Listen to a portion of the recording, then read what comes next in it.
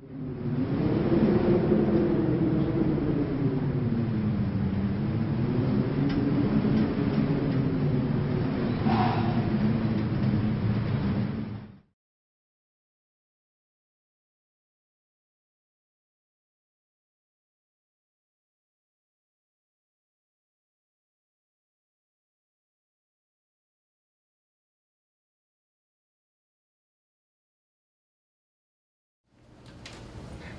we'll continue with the second part of the program.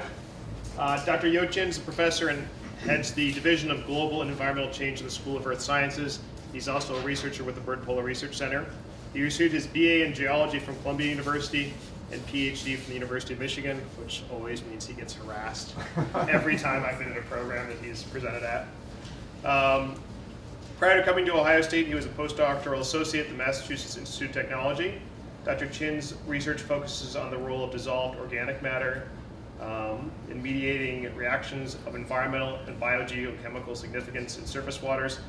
He also deals with a lot of persistent organic chemicals, which is what he'll be presenting on this evening.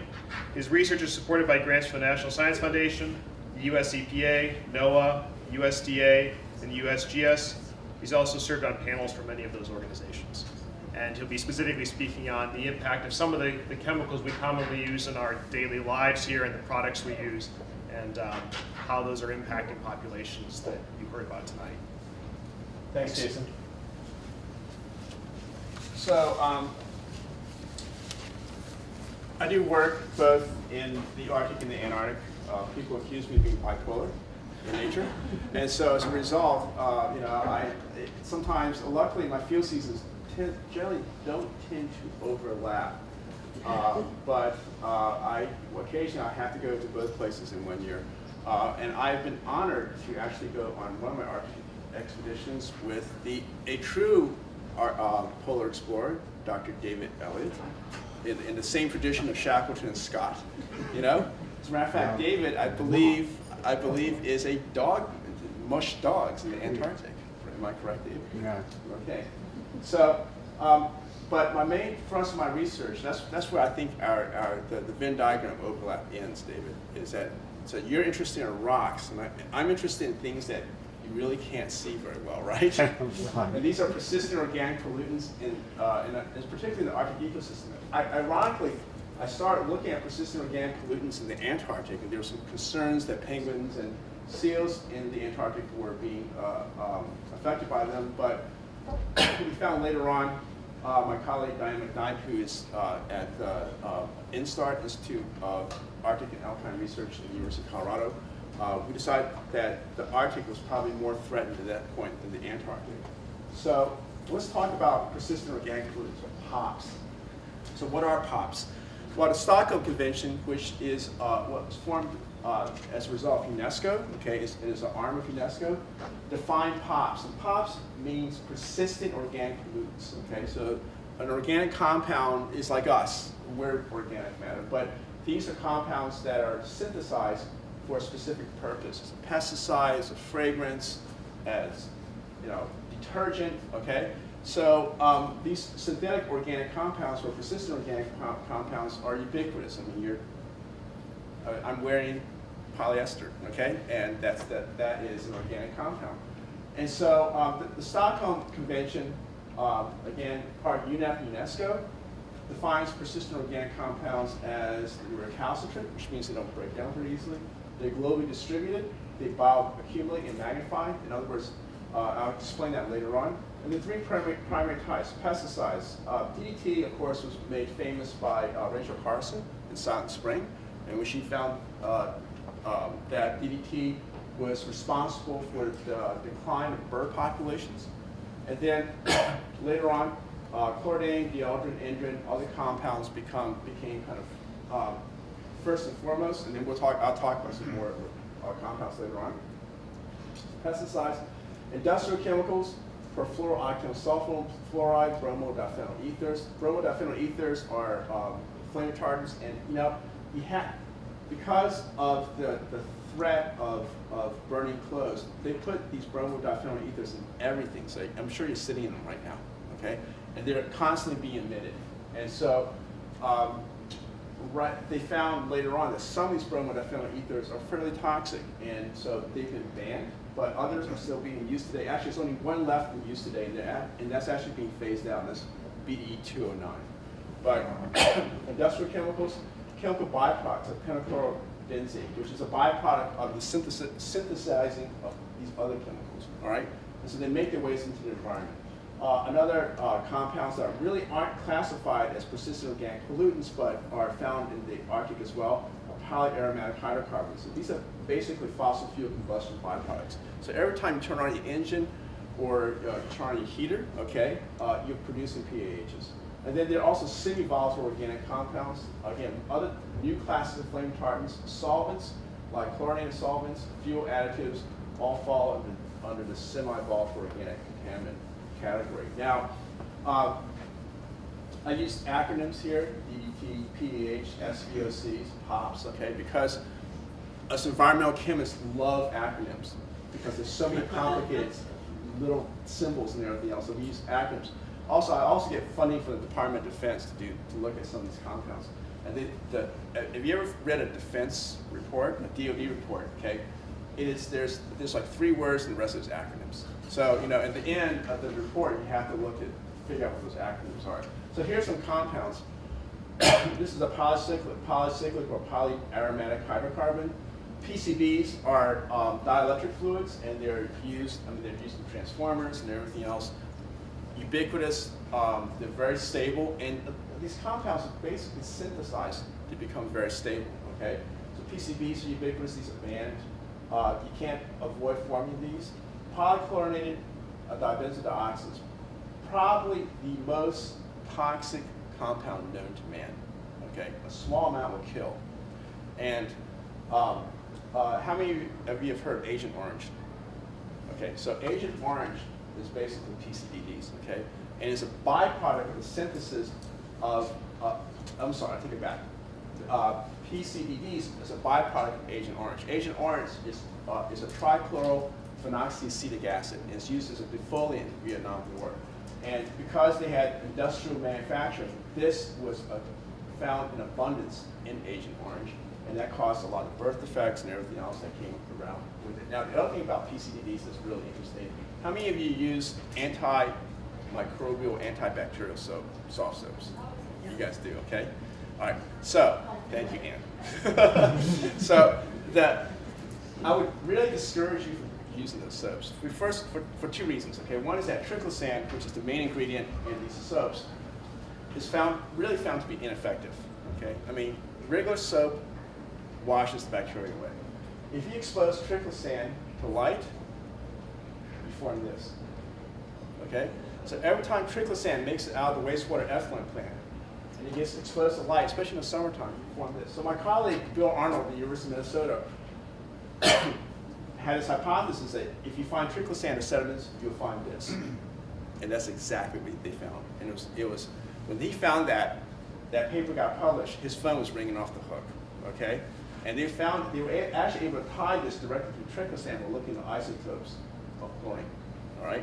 And so now, because of this paper, the state of Minnesota is considering banning triclosan, okay, from the soaps. So don't use antibacterial soaps. These are other types of compounds. These are herbicides and pesticides, chlordane, furans, and this is polybromate diphenyl ethers. These are flame retardants, and my students are working on this class of compounds right now, specifically one of my PhD students. So how do they get there? Well, it's cold condensation and global distillation. And these two are kind of go hand in hand. It's basically is that if it's warm in the summertime, these compounds volatilize, they move into the atmosphere, up into the high latitudes or high altitudes, okay? Where it's cold, what happens? They condense. So it's the same way as distilling water. It's the same concept, okay? So you get these grasshopper effects in which compound gets volatilized, it condenses during the wintertime. In the summertime, it volatilizes, it condenses. And I'll show cartoons later on as to how this works. Transport low latitude chemicals to the poles, okay? You get multiple cycles of evaporation and condensation. You can have particles. A lot of these compounds are what we call particle reactive. They're associated with particles, okay? Especially large hydrocarbon compounds. And then the wind carries them up from lower latitudes to higher latitudes. So to illustrate this even more, here we have this model of an organic contaminant associated with snow. And if you look at snow, you actually have a layer, a quasi-liquid layer, right at the edge of the snow, okay? And the snowflake right there. And that's where you find a lot of these compounds accumulated. So the compounds can be born as aerosols, okay, or they can be vapors. They get, as snow forms in the upper troposphere, they become encapsulated in these liquid layers, and it falls out, and it enters the Arctic. Again, here's a cartoon showing this global distillation effect. Low mobility compounds don't move very well. These are compounds that are not as volatile. And high mobility compounds move more quickly up to the poles. All right? The grasshopper is this a cycle of evaporation, condensation, evaporation, condensation, evaporation, condensation. Okay? So low latitudes, typically the evaporation or volatilization is probably a better term, is greater than deposition. Okay? In the mid latitudes, they kind of even out. And then at high latitudes, the deposition is greater than the evaporation. So the latitude effect. For some compounds, it's very pronounced. This is HCH, alpha HCH. HCH stands for hexachlorocyclohexane. Okay? It's an industrial compound. It's actually, interestingly, it's used a lot in China. It's a solvent. Okay? No, actually, it's not a solvent. It's a crystal. I actually don't know why they use HCH. Now, gamma HCH, which is a compound that's used in the United States, it's called lindane, and it's mostly used to treat head lice. All right, but they're thinking about banning gamma HCH. Beta HCH, which is an isomer, which is a compound that's structurally similar to them, but just a slightly different geometric arrangements of the elements in the compound, has this really high latitude, strong latitude effect in various people for whatever reason, which we really can't explain right now. Above a certain latitude, 68, 70 degrees north, it really crashes, while alpha HCH has this kind of general upward trend. As you can tell here, low concentrations at low latitudes, much higher concentrations at high latitudes. Altitude has the same effect. You have lower concentrations down here, you have higher concentrations up here. As a matter of fact, my colleague at the University of Otago in New Zealand, where I did my sabbatical, is looking at these altitude effects for pesticides that are used in Australia that are being blown across the Tasman Sea over into New Zealand. It's being deposited in the peaks of the Southern Alps. And she's looking specifically at Arthur's Pass. So you see this altitude effect again. These are different PCB congeners. A congener is a variant of, PCBs are made up of 209 compounds. And a congener is one of those compounds. And so, as you can tell here, at low altitude, you have lower concentrations of log units in the cell. Lower concentrations at high altitude, close to 3,000 meters, you have, roughly not quite a factor 2 increase in the concentration of PCBs. Now, the altitude effect is much less pronounced than the latitude effect. The latitude effect for some compounds, we're talking not factors, but orders of magnitude differences in concentrations. So, again, this cartoon illustrates this again. High latitudes, basically you get net deposition is basically a wash at temperate latitudes, and at low latitudes, when it's summertime, you get net volatilization of the compound. So, pops in the Arctic. Well, I'm sure about to tell you about this photograph. This is from the top of Slope Mountain in the Alaskan Arctic, and these are the fallen lakes. And I have a proposal now in at NSF. I think I'm going to study this lake right there as well too. So you can tell it's a rain squall coming here. It's actually dry where I was standing at that moment, but you get that squall is headed toward me. Unbelievable scenery here. This was taken in 2002, and I really wanted to take a photograph of this past season. All the snow is gone. All you see is black right now in terms of the mountains. But getting back to pops in the Arctic, why are we concerned? The most pressing issue here is biomagnification. The Inuit, the Inupiat, the Athabascans, okay, all Chukchi, they tend to eat country food, which I mean that they don't have a Whole Foods up in whatever, Barrow, Alaska, or something like that. So they have to go and find their own food. I was over dinner. I was talking to George about actually David Elliott was there too in Nanisivik. Remember in Arctic Bay, And we were stuck there one night, and we walked around, and there were no adults. Do you remember that, David? Yeah. And I asked find someone at the Canadian Co-op, and they said they're all hunting pilot whales that were in the bay, and so all the adults had emptied out of the village. So it was, you know, the native North Americans and Europeans tend to eat country foods. So pops are not soluble in water; they dislike water. Okay, but they are soluble in light, fat, and organisms. I apologize for the choice of colors. I couldn't find a really good color because of the crazy light regime here in this photograph. As a result, they accumulate in organisms, and they could impact organisms higher up in the food chain. So polar bears, wolves, people are impacted most by this biomagnification process. Pops are very persistent. Okay, they don't degrade readily biotically, which means by bacteria or chemically, by chemical reactions. As a result, they accumulate over time. My PhD student is trying to show that PBDEs degrade in sunlight, and she was able to prove that hypothesis. The problem is that she was unable to show that it reacted very quickly. It was definitely reacted fairly quickly over relative to other processes, but it wasn't as fast as we thought it was going to be. So organic contaminant partition coefficients. So this is a kind of a chemical concept, but I can break it down to real simple ideas here. So if you consider a water body comprised of different compartments. So the white here, the background's water, okay? Then you got organisms like fish, I don't know what species that is. You have little particles that are suspended in the water column, okay? This is another compartment which we call particulate organic matter. And then all streams and lakes have this particular color associated with them. So when you pick up a glass of water, you see that yellow color. This is what we call dissolved organic matter or dissolved organic carbon. It's the term DOC right here. And then the compound can be solubilized or it can be taken up by the organism, all right? So you can basically break this down, and we know we have a really good idea through measurements or just using equilibrium thermodynamic models.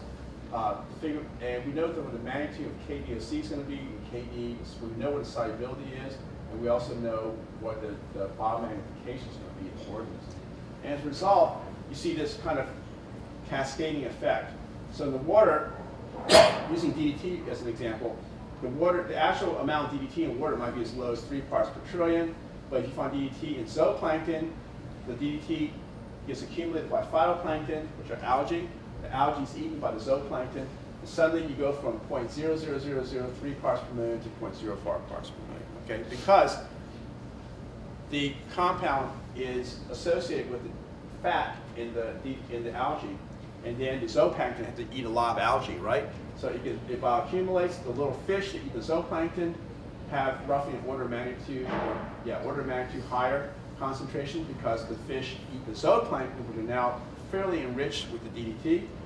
And then the DDT in large fish, okay, biomagnifies by roughly a factor of 4. And then if you have an osprey, this biomagnifies another order of magnitude. So if you measure, you can barely measure the DDT in the water column, but if you take an osprey and do a bioassay on it, okay, a dead one, I don't like them, you find that the DDT is going to be significant, many orders of magnitude higher than what it is in the water column. This is the phenomenon basically called biomagnification. And this is the real danger because not only do ospreys eat fish, who else eats fish? We eat fish, right? Okay, people. So the evidence is, so this is this photograph is Ellesmere Island near Ekbal Lake. That's our porta potty right there. And the muskox tend to hang out there. And so it's difficult to do your business sometimes. And so, and this one right here, I think David Elliott named him Humphrey. And he is a very doleful looking beast, okay?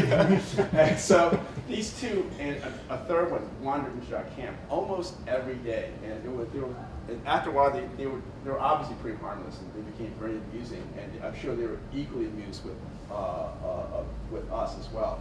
So we have high levels of pops in organisms in the Arctic. These pops basically have also been found in the mud and sediments of lakes. And you have elevated concentrations of POPs in the air and the water. There's been more air studies than water studies because doing water studies is extremely hard. But my Canadian colleagues have been working on this a lot. I mean, the Canadian government puts a lot of money into doing Arctic research in POPs. So again, polar bear, you got the hunters eating polar bear, you have contaminants, bioaccumulating polar bear picking up contaminants in the food supply from the cartoon from 2 previous slides. And this is the Arctic Monitoring and Assessment Program, or AMAP. And the point behind AMAP is to try to, it's a conglomeration of nations. The United States does not contribute to data in AMAP, but it's comprised of Scandinavian countries, Canada, and Russia. And they've done a lot of research and taken a lot of measurements. So this is I think blood levels in a Baffin Inuit, okay? And this is a range of different types of chlorinated POPs that are found in the blood levels. I don't think it's chlorophyll, it's something else. Chlordane, DDT, toxaphene, PCBs. The arrow here is basically the tolerable daily intakes, okay? In other words, if you exceed that, that's really bad for you. And you can tell that the range, in a lot of cases, okay, among Baffin Inuit, you have basically anywhere from order of magnitude, sometimes with respect to chlordane, more than 2 orders of magnitude higher daily intakes, okay, of these compounds. Because they eat country food, that's their substance, okay? Really crazy. The DDT is the only one where the levels in their blood are below the daily tolerable intakes. Dieldrin, toxaphene, PCBs. Each one of these are much higher. Now, I think these are inland Native Americans. I don't know. I think these are inland. George, do you know? I'm sorry, I can't see what it Is says. Sathru, the Dene? Denny? The Denny, yes. They're inland, right? They're not coastal. Denny you would probably find in Northwest Territories in the what is called the Canadian Western Arctic. Okay, On the okay. continental part. Okay. As you can tell, with the exception of chlordane, for whatever reason, all their intake, and also toxaphene, okay, the TDIs are all lower than the recommended dosage, okay? And as a result, for whatever reason, their diet, they feed on organisms that either bioaccumulate less or they eat lower down the food chain. So then, these are levels of these compounds in the air. So you can tell here, really high concentrations in I think it's in Svalbard and other localities in the Canadian Arctic. And the problem we run into right now is current POP use and other contaminants. Now, POPs are defined by the Stockholm Convention, but there are other organic contaminants out there that we currently use and take for granted that are making their way up to the Arctic. So legacy POPs are the ones that are originally defined by the Stockholm Convention. The Stockholm Convention added PPEs about 3 years ago as part of their list of POPs. Secondary emissions are on the rise, and this is really scary. So these are from legacy sites, and I'll explain that in a minute. Forest and tundra fires can release POPs. Climate change can release POPs that are formerly sequestered from soils and from soil water. So because it's getting warm, you get these POPs that are persistent in soils. You get the warming cycle occurring. Soils get warmer, they release more POPs. I have another student right now working on current use pesticides detected in the Arctic. And she's interested in pesticides like chlorpyrifos and trifluralin, which are used in crop agriculture. And again, new flame retardants and fluorinated compounds, PFOS, perfluorooctodecals, OD as PFOS. I can never say perfluorooctanoic acid, okay? And then there are emerging contaminants. These emerging contaminants are things like antibiotics, which are not really a problem because they're not volatile, okay? But fragrances are, and I'll talk about fragrances in a minute. So when we talk about legacy sources of POPs, okay? Atlantic Ocean, surface waters buffer declining atmospheric concentrations. Cycling of DDT in the global environment. world oceans return the pollutant, okay? It used to be a sink for DDT, now it's become a source, all right? Past, present, and future controls on levels of persistent organic pollutants in the global environment. So these are current use pesticides. Chlorothalonil dimethyl, okay, herbicide, which is used a lot in wheat. Trifluralin, which is used in corn. Chlorothalonil, I don't know what that's used for. This is a really particularly nasty compound because it's got 2 cyanide groups on it. Endosulfan and chlorpyrifos, which is a pesticide that's probably one of the more commonly used pesticides. You see it everywhere. So these are the current use pesticides. And talking about legacy contaminants, with some of these PCBs, it's for the past, I don't know, 10 years or so, it's been relatively flat, okay? For some of the PCB congeners, and actually all of them, but some are more pronounced than others. The last few years, the last 7 years, what's happening here? They're going back up, okay? Because they're being emitted from other sources. Now, one other problem we're running into is developing countries, okay? The developing countries take our what? Developed world's trash, right? And also, chemicals in developing countries are much less regulated than they are in the developed world. So as a result, we're seeing these increases in PCBs again. And we're seeing it for all different types of compounds that we thought were no longer a problem, but now become a problem again. These are flame retardants. In this case, BD47 is one of the compounds we work with. Okay, really commonly found in the Arctic. Look at polar cod levels, really high. Okay, ring seal, beluga whales, polar bears. And these are the other congeners of PBDE mist. And again, like PCBs, PBDEs comprise a whole variety, it's a mixture of a variety of different compounds.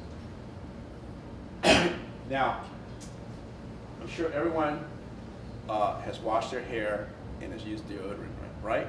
And you notice that all these fragrances all smell alike, okay?